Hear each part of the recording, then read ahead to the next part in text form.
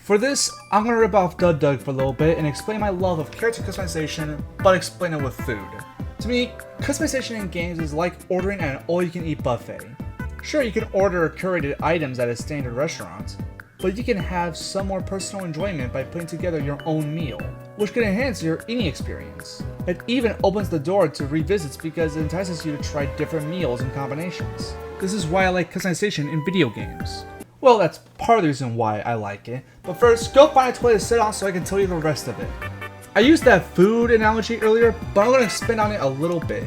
To me, a good customization set can be like a Lego box. I can sort of screw around with the different parts and make whatever. Take Spore for example.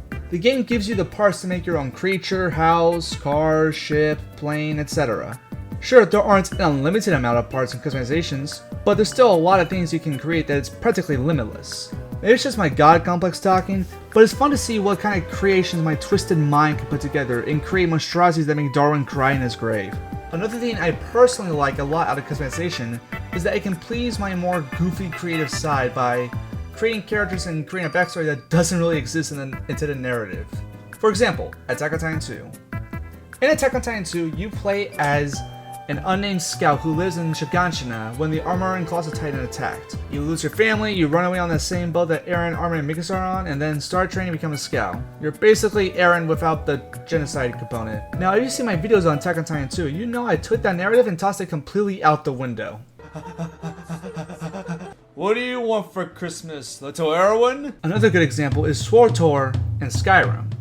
Both these games give you a general summary of who you were before the start of the game. After that, what you do, what you were, and how you play is sort of up to you. These sort of games I personally really enjoy and helps me get more persuaded to replay them. Then there's fighting games. Games that actually allow you to create a fighter, that is.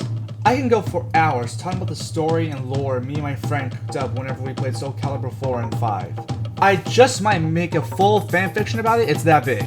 I mean, I would if I remembered like half the lore. The most I remember is that Link and Digimon became a factor at some point. Anyway, WWE 2K24 is probably the most customization options I've seen from a modern sports fighting game theme. You can not only create your own superstar, but also your own entrance for that superstar, your own video that plays during that entrance, an arena, show that hosts that arena, and so on. I already made a few of my friends in WWE 2K24, and I also made sure to make room for Batman, Superman, and Bibleman. I can't ever forget about Bibleman. I guess all this is to say, customization is one of my favorite features in games. It really is the buffet of video games. Now, before I go, here's a montage of various attempts I made at recreating Bibleman in different video games. Adios, amigos. Bibleman, Bibleman, Bibleman. And just when he thought he had nothing to live for, he found the power of God. Bibleman, Bibleman. Miles Peterson became Bibleman.